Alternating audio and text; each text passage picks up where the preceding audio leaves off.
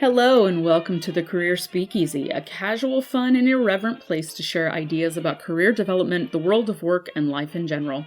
I'm your host and proprietress, Kelly Nottingham. Growing your career should not be boring. So come on in, pull up a chair, and pick your poison. Hello, everyone. Welcome to today's episode. This is the first of 2 episodes on job insecurity and layoffs. It feels relevant right now with so much instability in our work and our world economy, doesn't it? In fact, clicking on the news this morning on my phone, I saw that another company was announcing a round of layoffs. So today we're discussing how to manage the practical side of job insecurity and layoffs. Next episode is all about the emotional side of dealing with a layoff. You may be thinking that this episode isn't really relevant if you're not directly being impacted by layoffs, but you probably have friends or family members who are. Frankly, with the state of our current economy in the world, it's more and more common to see people getting laid off. This is actually something that companies do very regularly nowadays, when 20, 30 years ago, it used to be pretty uncommon. And even if you're not getting laid off right now, it's even more common for people to be worried that their job might get eliminated. Now, that not knowing is what I mean by job instability. You aren't getting laid off yet, but you might. And the anxiety and inability to kind of plan long term or settle into a job and a routine can be really stressful on its own. So yeah, the current layoff culture of our economy and the emotional repercussions of that could be affecting you. Maybe this episode can help you to help others who may be dealing with this situation. If so, please share this episode. Nobody going through a layoff should feel alone. All right, so let's get into today's topic. Now, just for transparency and not sympathy, I'm over it by now. I've actually been laid off 3 times in my career, and I narrowly avoided probably getting laid off a 4th time because I left that job a month before all of the layoffs happened. The first time I got laid off was at a hospital where I saw it coming, so I could actually prepare for it. There were 2 waves of layoffs that I managed to get through with my job before the one that got me I got laid off in the 3rd round of layoffs that came through. Now, we'll be talking a little bit about survivor's guilt in the next episode, but I actually wanted to just throw it out there. I had really bad survivor's guilt from surviving the first 2 rounds of layoffs because colleagues of mine who had been with the company much longer, one who was a single mother, lost her job, and I managed to keep mine even though I had been there for less than 3 months. So, ouch. I'm not saying that I had it harder than they did, but survivor's guilt is definitely a thing. We'll be talking about that in the next episode. Now, the second time I got laid off was a total surprise. My boss at this small company was going to be leaving to join another company and told me that he was going to take me with him.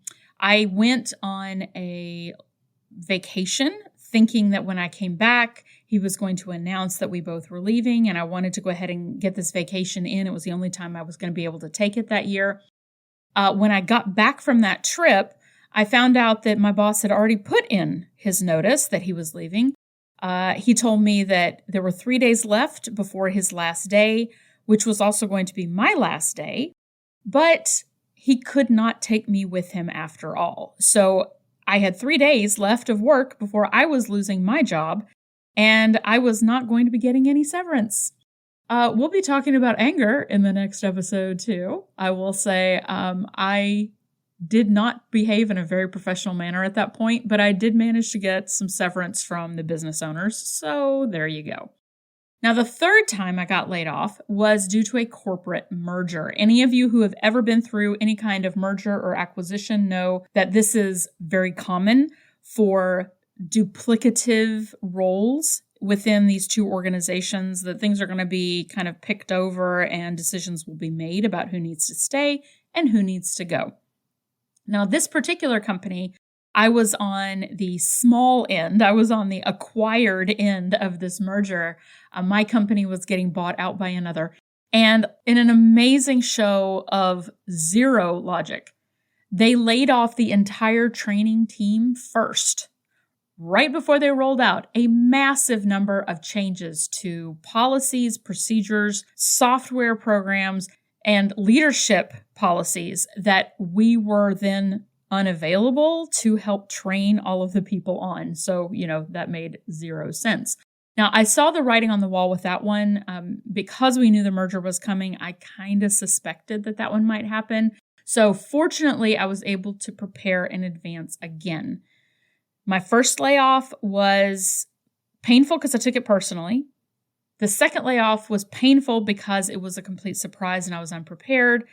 By the time we got to the third layoff, I was like, just give me my check, give me my severance. I'm ready to go. I've already got my ducks in a row and I'm ready to leave. Now, whether you've been laid off or fear that you might be, there are some steps you can take to help control what happens. That sense of control over the situation where you may feel like you don't have a lot of control, that's going to really help. So if you're feeling a lot of feelings, of course you're going to be, again, talking about that in the next episode. Our behaviors can be affected by those emotions. But if we can be proactive about taking control of what we can, we're going to help ourselves to feel a lot better. Now, I see the practical pieces of job insecurity or layoff, sort of the day-to-day mechanisms, got to keep things going in my life side of things, as falling into 7 buckets. The first bucket is finishing up your current job, if at all possible, so that you leave on a high note. Number 2, collecting all of the tactical information you need to move forward in your life. Number 3, connecting with colleagues and building your network before you leave. Number 4, preparing for a change to your financial situation, paying rent, mortgage, groceries, and all of that jazz. Bucket number 5 is dealing with potentially losing your health insurance if employer provided. Number 6 is managing your pensions, if you're lucky enough to have one, or your 401k, 401a, or retirement accounts, again, if you're lucky enough to have them. Number 7, our final bucket, is finding a new job. Now, these buckets will still work even if you're not directly getting laid off, but you think you might get laid off. If you're worried that you're going to lose your job, you're dealing with the need to continue that set of work behaviors to keep working through your job while simultaneously dealing with that anticipatory anxiety of what could happen. And this can be hard. You're in that weird limbo where, I don't know about you, but when I've been in those situations, I just wish the decision were already made. Just tell me something one way or another. Don't make me sit here and guess. But at the same time, you still have to do your job. So it's almost like you have to wear 2 masks, what you want to do and feel and what you have to do right now to keep working. Now, this is a technique that I have used to help with this kind of situation, any kind of panic, nervousness, anxiety situation, and it may sound really weird. But if you find that your emotions are getting in the way of doing the work, set a specific time on your phone or on a timer, maybe 5 minutes to 10 minutes. This is your panic and emotional release time. So anytime you feel the need to worry or stress, you tell yourself you have this amount of time at a specific time during your day, and you have to wait until your worry time. When that time comes, you set your timer, you journal, you draw, you talk out loud, you take a walk, you go into the woods and yell. You do whatever you need to do during that time to help you release and cope with those emotions. Now, I found generally that I ran out of emotions before I ran out of time. So if that happens to you, you can go back to your work or whatever else it was that you were doing. If you need the full time, then take the full time. Now, you can do this with someone else if you tend to want to talk things out, if you're one of those conversationalist stressors. But I recommend not doing it with someone who is also dealing with the same issues because fire feeds fire, stress feeds stress. So unless you feel like you and your colleague or friend are going to be able to talk it out and focus more on the release of those emotions than feeding the emotions, go ahead. But if you think you're just going to feed each other's stress, then try something on your own or find somebody else who you can talk to who is going to help kind of let you release that stress out. Now, I've been in situations before, I'm sure many of you have as well, where you think layoffs are looming on the horizon.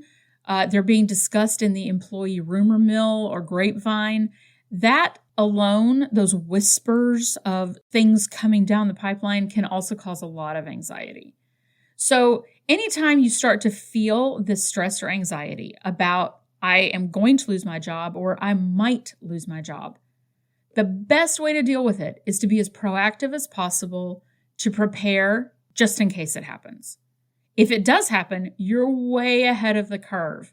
And if it doesn't happen, you've already set yourself up for some career and personal success anyway, so it can be a win-win. So let's get into our buckets. Bucket number 1, finish up your current job on a high note. Now, the big question here is, why bother? These people don't want me here, so why should I give any more effort? Okay, fair enough, but hear me out. This is not about them. This is about you. This is about you taking the high road, having your own sense of integrity that you did your best, and leaving with your head held high.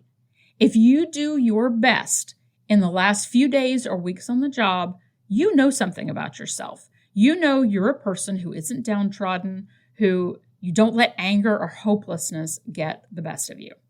And frankly, it might make them second guess themselves. And then you get that feeling of satisfaction too. Now, just don't expect that they'll actually change their minds.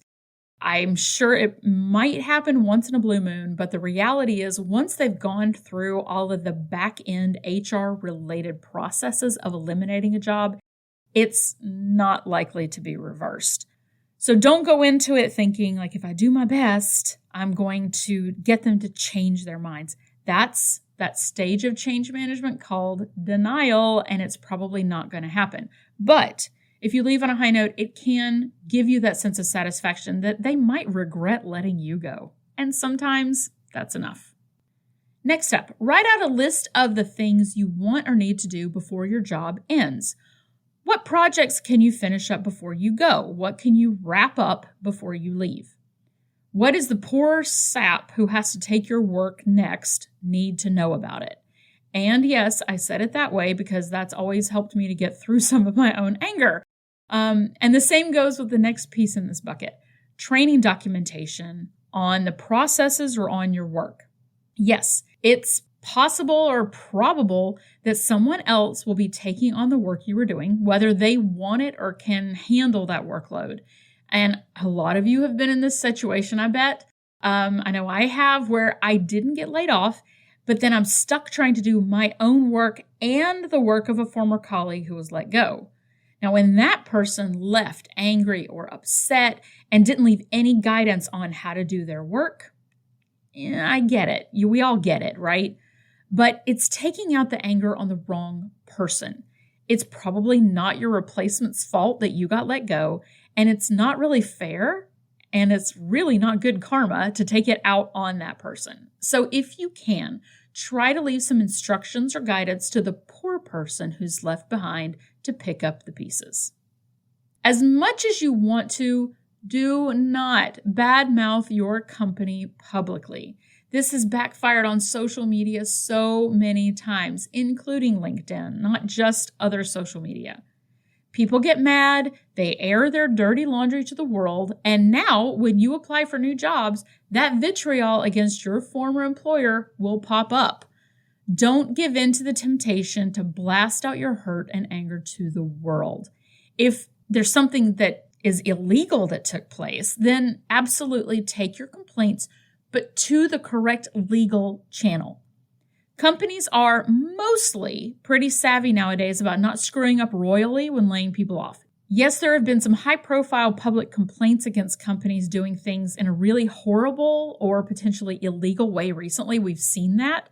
And yes, those complaints were brought forth on social media and got some change to be enacted. Maybe. But to the people who went public, getting a new job can be much harder. Other companies may be concerned about bringing even a well-intentioned whistleblower to their company. Is it fair? No. But if you have a legitimate complaint, instead of voicing it on social media, take it to the appropriate channels first. That could be a lawyer, a third-party ethics hotline, or the Department of Labor. Otherwise, you risk the validity of your complaint being heard or being actionable. All right, bucket number 2. Collect all the tactical information you need to move forward. This means being sure you have the correct job information, including your start date, your end date on the job, and the address and contact information of the company. If you can, get a copy of your job description to take with you, since that is going to help with your resume. You also want to collect any kudos or pats on the back that you maybe received on the job, metrics from your work that you've done to include on your next resume. Find out about resources that are available to you as you transition out of your job. Now, your human resources team should give you information on how to get employment verification, which you will likely need as you apply for new jobs. So what this is for large companies nowadays anyway, it's usually an 800 number that future employers can call to verify your dates of employment. They usually find out only that you were employed there, your dates of employment, and maybe whether or not you are considered rehirable by the organization. That's another reason to leave on a high note. If you work for a smaller company, you may not have an 800 number, but in that case, you need to be sure to get the HR department's phone number or a general email before you leave so that when you apply for jobs, employers can verify your work history. Along the same lines, keep your severance letter for future proof you were laid off versus getting fired for subpar performance. Some companies provide employee assistance programs, or EAPs, and support for people being let go. EAP programs are third-party vendors that a lot of companies sign up with to provide online resources, online support, chat with counselors, legal help, therapy appointments, financial help, all of that kind of stuff. And it's all covered by your employer. So many people don't use their EAP programs because they're afraid that their employer is going to know what you were looking for or what you talked about with a counselor. First of all, these companies that provide the services, they don't share that information. They might share an overall usage number, but they're not going to go into specifics on what employees use or not. Secondly, if your employer is paying for it, you might as well use it while you have it. Do not let your ego get in the way. Use every resource that they're offering.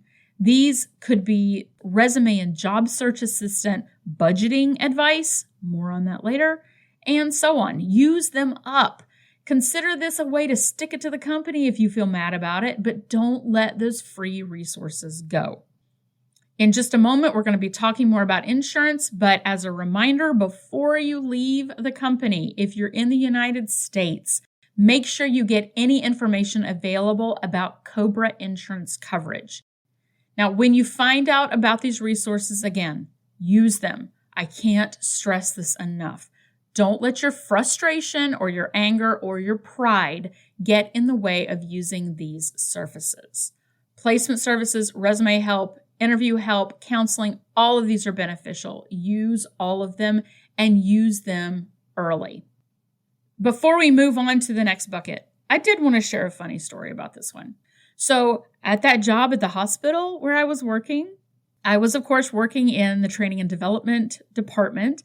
And when they announced the first round of layoffs, I asked our HR team if the people who were affected by those layoffs were going to be getting any information about how to apply for unemployment, how to write a resume, how to do interviews. I knew that some of the people that were losing their jobs had been with the hospital for a very long time and had never done an online job search before.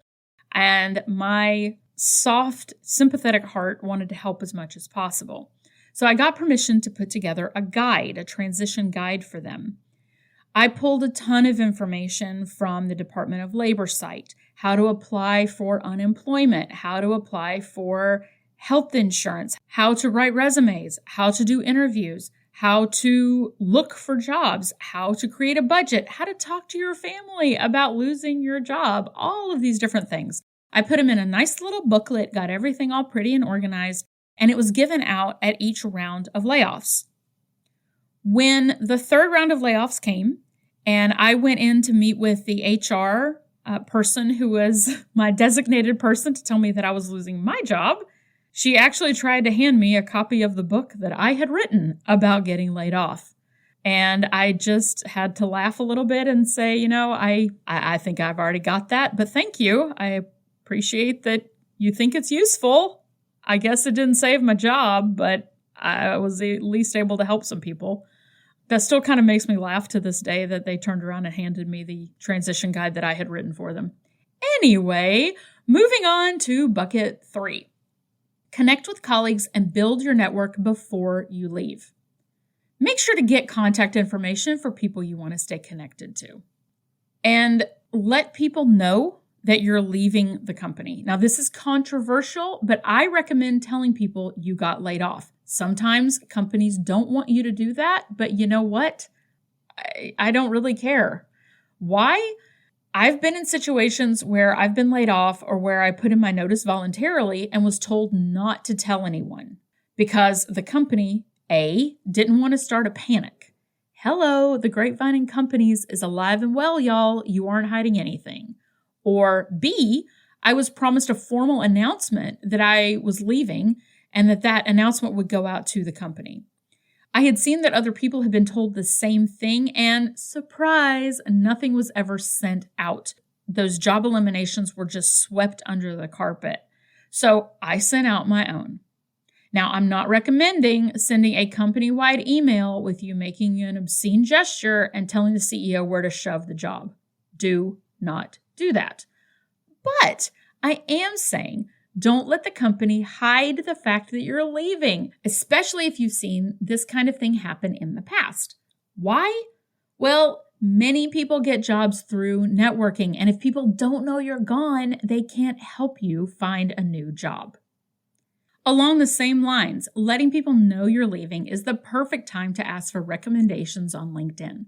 These go on your profile on LinkedIn, and they're a little like individual Google reviews.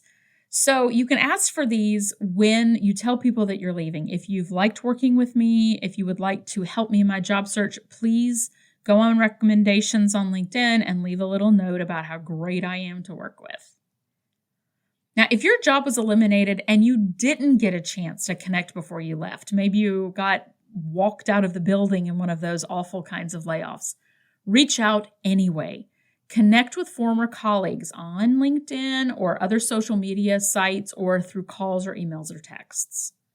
Understand that those who didn't get laid off may be dealing with that survivor's guilt we talked about a little while ago. And so they may feel uncomfortable reaching out to you. Maybe they think that they're rubbing it in or that you won't want to hear from them. So be open with them and give them some time to adjust to the idea too. But you be proactive in reaching out. Now, some folks may see you as an outsider, particularly when it comes to sharing information about what's going on in the company. That's their way of approaching the situation, so just know that you can't control it. You may have other people that want to continually update you on what's going on with the company. And if you're comfortable with that, that's fine. But if you feel like it takes you on a downward spiral of stress or anger or frustration, it's okay to tell them that you just really don't want to hear about that anymore because it's still a sore spot for you. Now, it can be really hard to talk to your colleagues and work friends about getting laid off.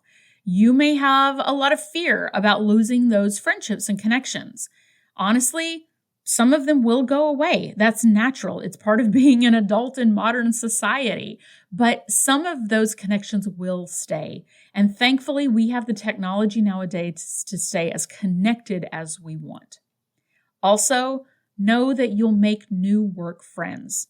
You're not going to lose everybody in your social circle. Your social circle just might shift a little bit. And if it's been a while since you've connected with your non-work friends, well, this is probably a really great time to reconnect with them too. Bucket number 4, prepare for a change to your financial situation. All right, this is probably the scariest bucket for a lot of us. So it's important to look at your finances as soon as possible. Taking control here will make you feel better. Not looking at your finances and just kind of crossing your fingers and hoping things will work out is a surefire recipe for mega stress. Yes, looking at your budget can be stressful too, but it's better to know than to not know. Apply for unemployment if you qualify as soon as you can. Now, for Americans, just so you know, some states in the U.S. will not give you unemployment until your severance runs out. Some of them won't even let you apply for unemployment until your severance runs out. But go ahead and research, get ready, and start that process as soon as you can.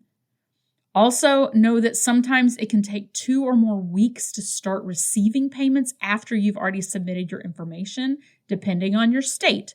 So as soon as you qualify, apply.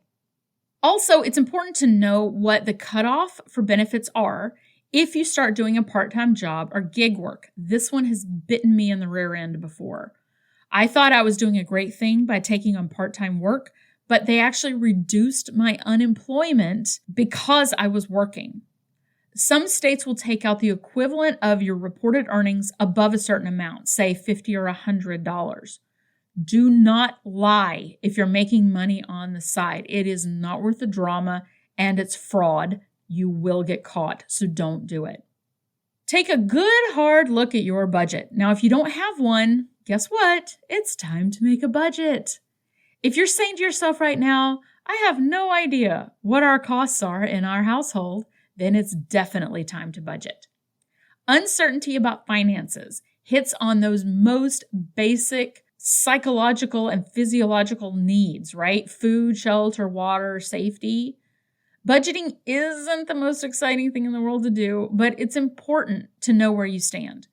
Think of your home life as a business. You need to manage the income and expenses, and this will help to give you some sense of control. You can't fix a problem if you can't see it clearly. So do this early to get ahead. In fact, whenever I hear people starting to get worried about layoffs, my first recommendation, look at your household budget and start to make some decisions. So what kind of decisions? Well, of course, where to spend that income, right? And where we need to save. What luxuries do you need to cut or cancel until your new normal budget is kind of set? Things like gym memberships, spa memberships can sometimes be put on hold. Talk to your gym, your instructor, your salon, wherever you have a membership, and explain the situation. Now, you don't have to go into detail, obviously, but you might be surprised at what they can do to help you. You might also be surprised at how many free online workouts there are. You may be able to forego your treadmill, take a walk at the park, do some exercises online, find different ways to get the benefits out of the free resources that are out there in the world. If you have student loans, you can usually take a forbearance if you lose your job. Now, you don't want to prolong the agony of student loans. Who does? But this is one you can address sooner rather than later and will open up additional funds that you can use to pay for food or housing. Are there social costs that you can slim down? And which ones are you willing to give up? And which ones are you really less willing to give up? Going out to eat can be changed to a home cooking adventure night where family members take turns creating a menu item of their choice each week. Make it fun. Challenge yourself to cut down on your grocery bill, but be creative with what you can make from the ingredients you buy. I mean, you can even start gardening for very little money and grow some of your own salad mix. Movie going can be exchanged for game night. Vacations can be changed to staycations with local activities and free places to visit. Know that this isn't permanent. It's just temporary to get you through until your finances are back where you want them to be. And don't forget your local library. They have a ton of resources that you can use. Free internet, computers, low-cost printing, DVDs, audiobooks. And I highly, highly recommend the Libby app, Libby. Libby app connects with your library card to your local library for a vast quantity of magazines, online books, audiobooks, all kinds of stuff that you can get for free with your library card. Some libraries even offer workshops for job seekers, book clubs for adults and kids, free activities like crafting meetups, all kinds of stuff. So if you don't have a library card, go get one. Bucket number 5, dealing with potentially losing your health insurance. Now, for many of our listeners outside of the United States, you may be a little shocked to hear some of this. But depending on, where you live, if you're in the United States, a lot of us here in the States get our insurance through our employers. So if you lose your job, you lose your health insurance. Depending on your location and your financial situation, you may be able to qualify for government-assisted payments on healthcare. So as soon as you think you might lose your job and thus your insurance coverage, go ahead and start researching. Now, this includes gathering information about COBRA coverage. This is a safety net type of healthcare coverage for people who've lost their jobs or had their hours reduced dramatically. It's not permanent coverage, but basically it extends the healthcare coverage you had under your employer for a limited period of time. Now, not all companies have to offer COBRA coverage. Some states provide for smaller companies to have like a mini COBRA sort of thing. So don't just immediately assume that you don't have COBRA if you work for a small company. You can usually keep your COBRA coverage for 18 months, but it can get very expensive because you're going to be paying the full premium yourself. Normally, the employer is paying a big portion of that, and they're not going to be covering that anymore. You will be. Now, you can sign up for a health insurance marketplace plan. This is often called Obamacare. Within 60 days of losing your job-based coverage, you can find information about that at healthcare.gov. You may also qualify for free or low-cost coverage through Medicaid, or if you have children, through the CHIP program, the Children's Health Insurance Program. So do your research early so that you're ready to move forward on your best option quickly. All right, bucket number 6 is going to be a short one. Manage your pension or retirement fund. So in case you did not know, I am not an expert on this. So my main point here is that you need to be proactive about this side of things. Frankly, I think a lot of people forget about their pension or retirement funds for a while after they lose their jobs, and they don't do anything to roll over their 401k or 401a into another kind of fund until they're getting the nasty gram letters saying, you have to roll this over or we're going to send you a check. Whatever you do, do not get a check on a potential rollover because they're going to take out a ton of taxes on it. As we're discussing this, also, don't forget to update your mailing address if you move, because your pension or retirement fund company, if they can't find you to send you information, you could potentially be putting yourself in a bad situation financially. So as you are preparing yourself for this new chapter, remember to bring all of your savings with you. Bring that money with you. Get the information you need to take charge of your retirement funds. And if you have stock in your employer, bring that information too. Get this before you leave your job. And then ask somebody who's actually qualified to help you with all of that, because that's not me. Moving on to our last bucket. Bucket number 7, finding a new job.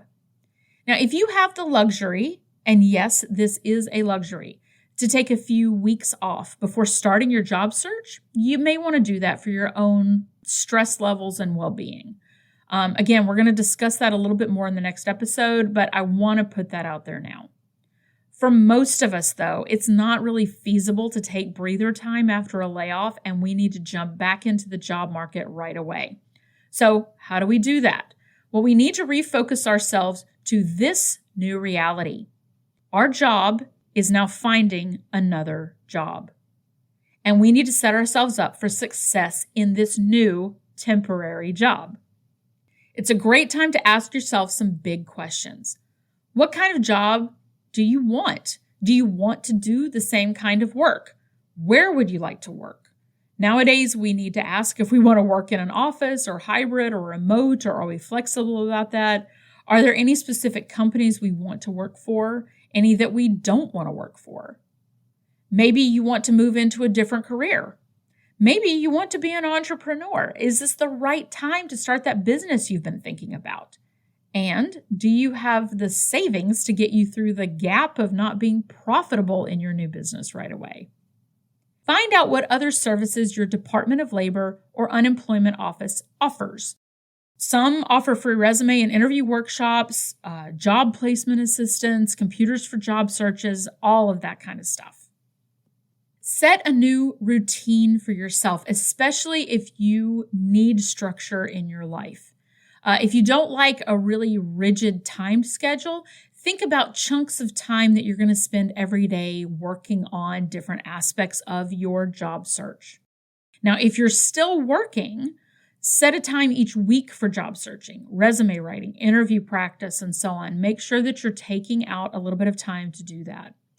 Set up a physical place for your job search. Now, this doesn't have to be all fancy decorated, but you should at least be able to feel comfortable. You should have the items that you need to be able to keep track of your login information, jobs you've applied for, and be comfortable doing online interviews in that location. Now, you also will need to set up a virtual place for your job search. So think email.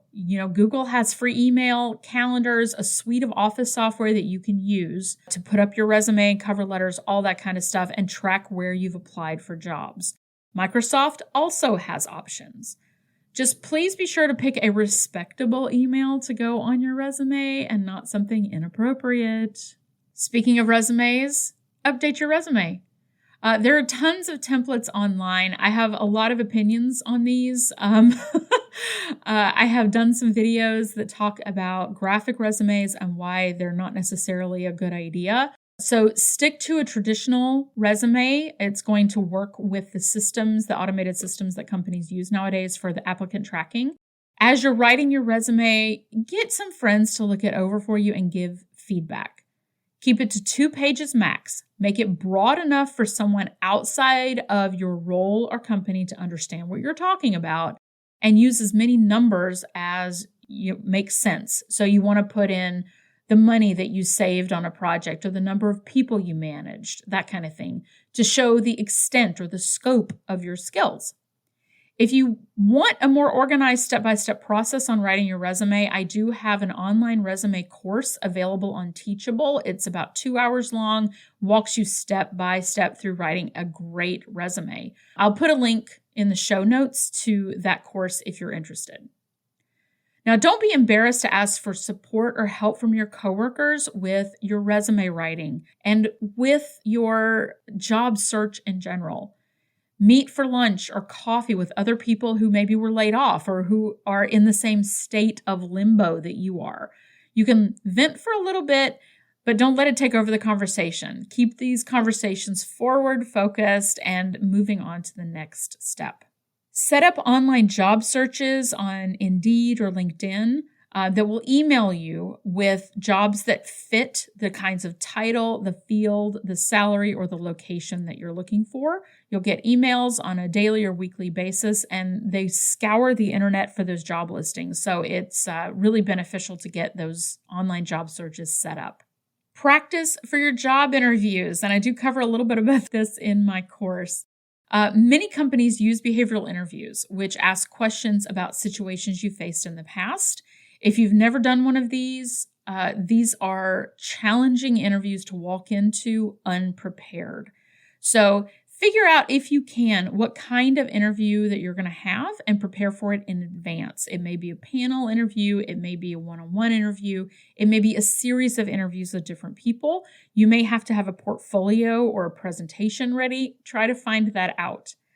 You can find sample interview questions all over the internet and have the answers thought through, jotted down in note form to take with you to your interview, and speak them out loud several times so that you're not fumbling over your words in the moment.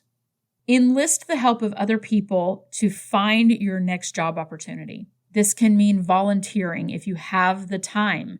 Broaden your social circle out by volunteering. It gives you opportunities to network. Speaking of networking, reach out to or join a professional network in your field. Let people know you're looking for work. Otherwise, they can't help you. So yes, job loss or the possibility of job loss can be very tough. Go easy on yourself. Be kind to yourself.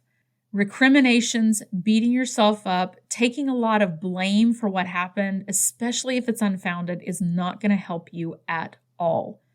Take these ideas one step at a time.